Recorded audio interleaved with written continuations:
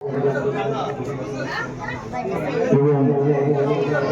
চেষ্টা করবেন যেন মানুষের সেবামূলক কিছু কাজ করা যায়। এই একটা এত সুন্দর একটা উৎসাহ নিয়েছেন।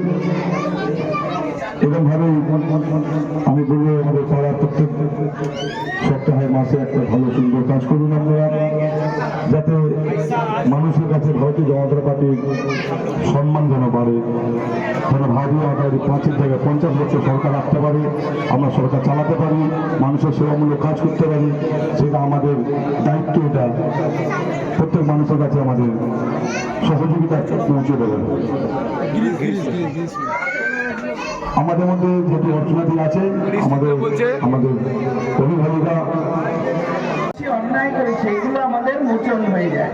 রথে দড়ি টানলে প্রভু জগন্নাথ আমাদের সেই পাপ থেকে আমাদের মুক্তি দেন। এই ভক্তি বিশ্বাস নিয়ে আমরা রথের দড়ি টানি।